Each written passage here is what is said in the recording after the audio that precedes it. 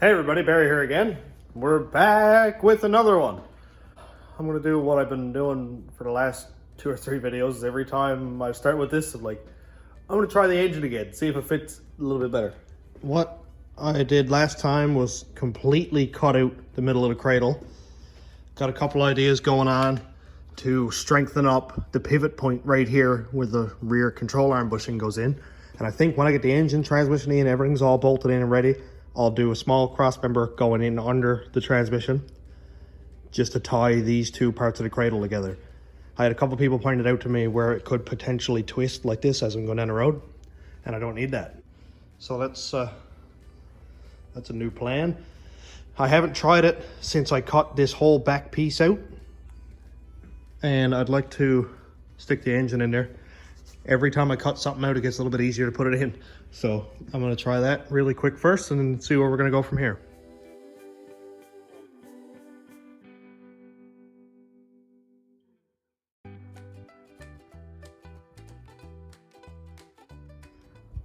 I got good news. I finally got the engine situated in place where it's not touching anything. And seems like it's gonna be perfect. You can see that, of course, it isn't centered. This isn't, potentially, may not be final position. It's now 2 inches offset toward the passenger side. It looks like a whole lot more, but according to the center line of the vehicle, that's it. I literally just went and measured again because it looks so much more than off just by 2 inches. But I think this cradle bolt hole here thing is messing me up. Obviously that's not centered. It's making that look like it's more off center. But 2 inches toward the passenger side, and it's going to work.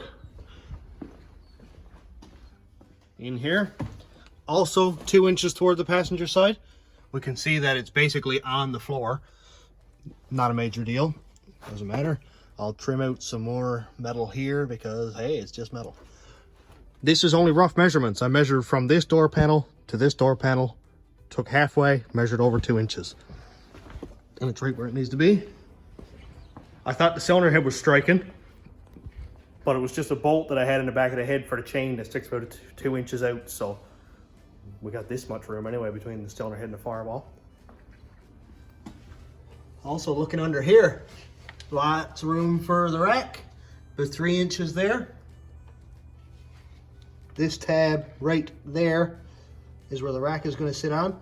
So I can start making my oil pan anyway, because I know where that's going to sit. This is perfect.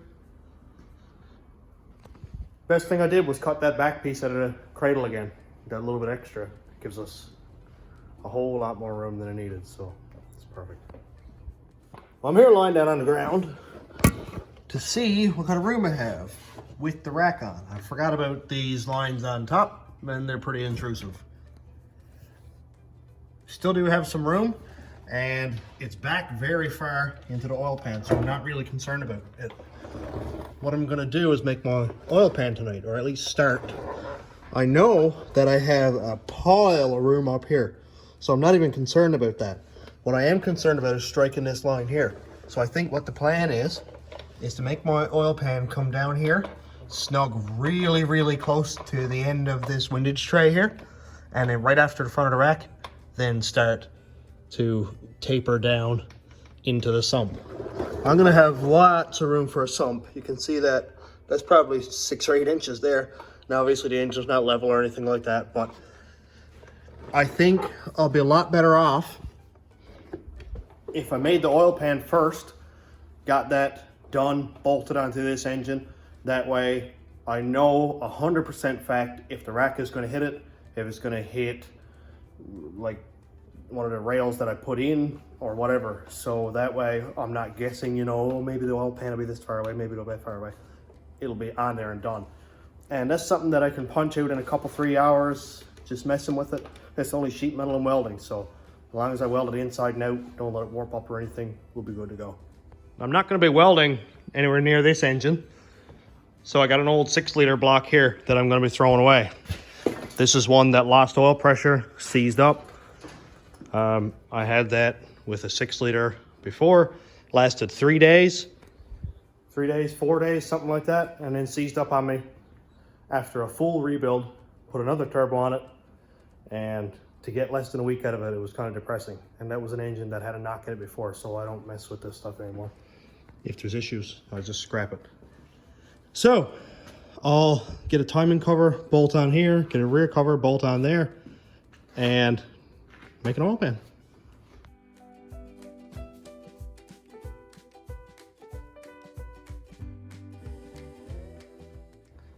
Got it bolted on for a look. I had to elongate some of the holes. Didn't realize that this one here's not threaded. But other than that, it looks good. This is gonna be perfect.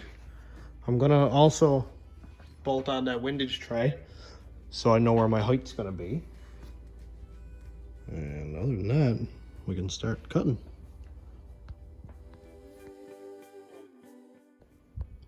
Anyone who's been watching me this long knows that nothing I do is just going to be simple and easy.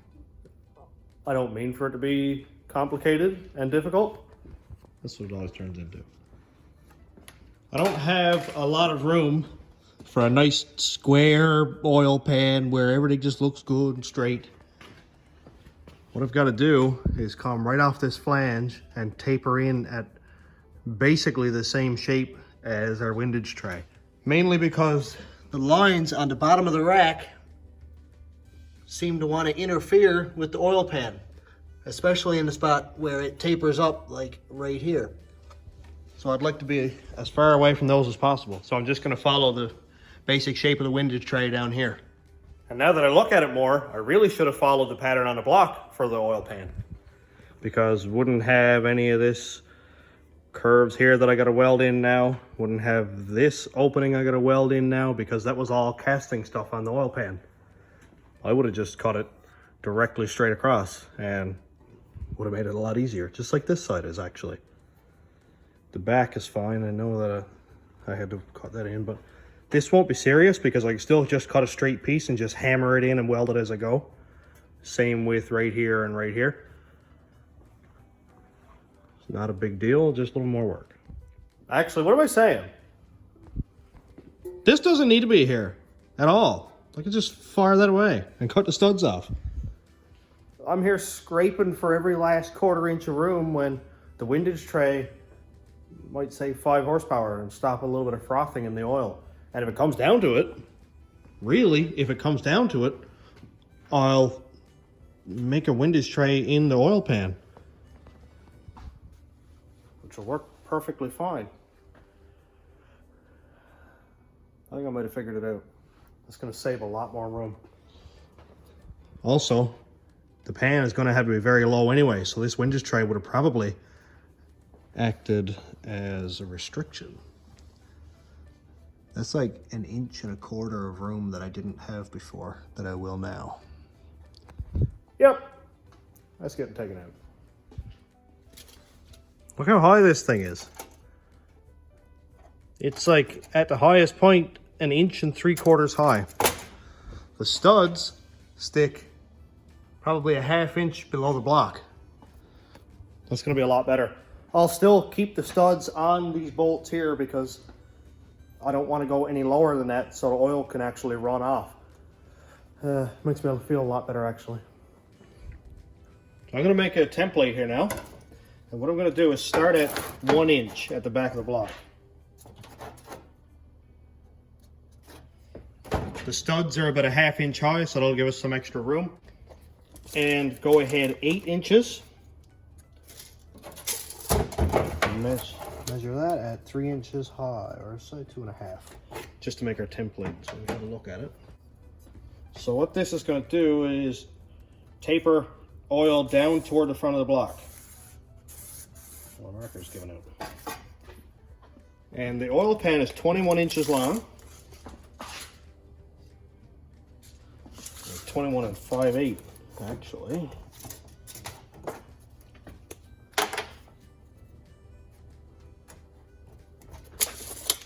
And at the end, I'm going to go 7 inches deep.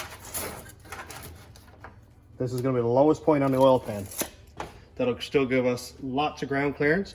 This won't even be hanging below the front engine cradle.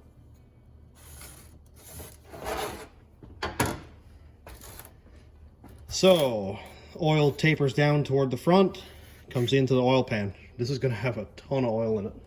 Just measure, give it that much taper. 7 inches there.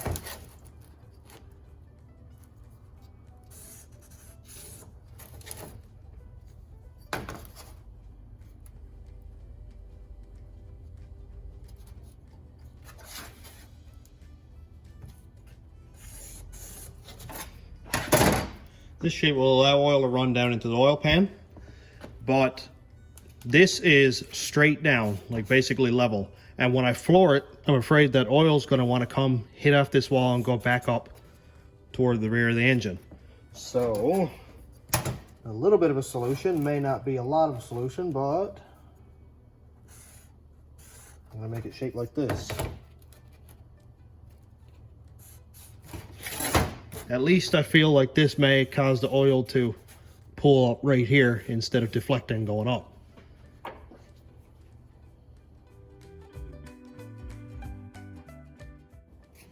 I actually measured a little bit long. I measured to the outside of the flange here, but not a big deal. Just cut the end of it. Maybe extend this back here a little bit more. Fixed! That's cool. That's gonna be a nice shape. Normally I cut all this sheet metal and stuff with a plasma cutter, but I got a pretty shaky hand, so all my cuts are jagged looking. It's not a big deal if we're not trying to contain a liquid. This time I'm gonna use an angle grinder with the regular old, just small cutoff wheel or whatever. That'll get us a nice straight cut. Just some of these are like 1/32 inch or 16th. No, 3/64, so it's pretty thin stuff. Nice straight cut, and no worries about leaks.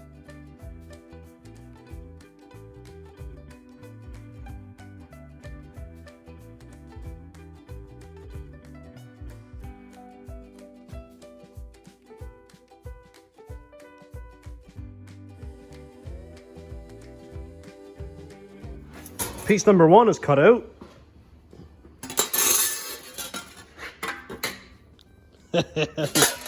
Ugh, I dropped it. That looks so cool.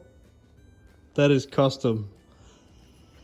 Now I gotta cut out the second piece. And I don't want to just do it here and ruin all this good stuff, because I do need one long piece to go, or as many short pieces as I can. So I think what I'm gonna do is sort of right here. That way I got one big chunk of metal left right here. Now somebody's of course gonna come down and say, oh man, you should have done it whatever way. You would have saved a bunch more metal. But I would absolutely take your advice. You're just not here right now. But thanks anyway. Let's cut the second piece out.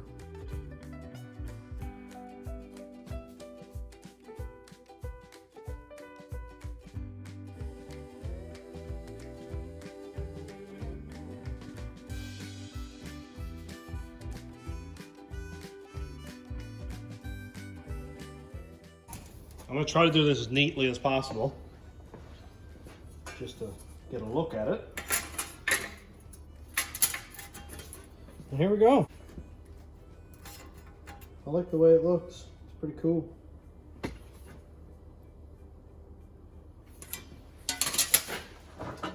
I'm going to go ahead and put a couple tacks in it, just to hold these in place. Of course, I'll square them up, make sure everything's right, put the front on it, and then basically cap it in. It's a little bit loud because I got the fan on. Just want to put a couple tacks on it and see what we got.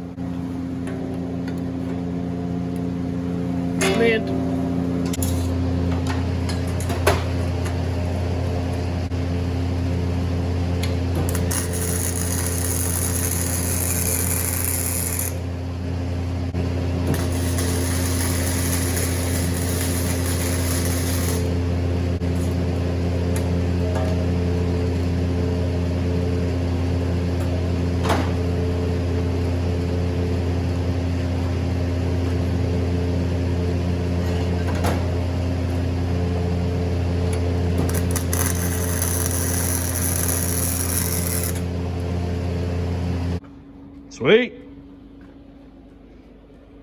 Tacked in.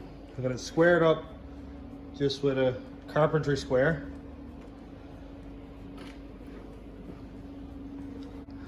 As long as I make this piece here perfectly square, when I tack it in, everything here is going to be perfect anyway.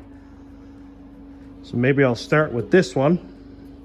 That way the rest of this will ultimately be perfectly square also. Actually, before I go there, this piece that I cut out from wherever it came from fits like perfect right here. So I'm going to trim this one up, weld it in.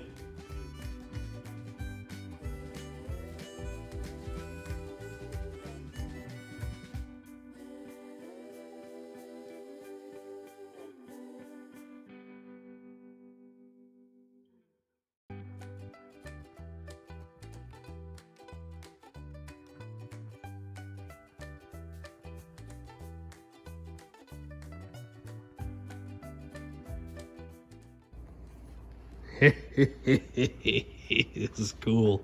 I ran out of metal, so it's not going to hold oil yet. And of course, I got a lot of welding to do. I do have enough for this piece. I'll finish it up tomorrow. It's starting to look good though, for a fabricated oil pan done by backyard me. Nobody special, not even a very good fabricator. But that's going to look really cool. It's going to hold a lot of oil.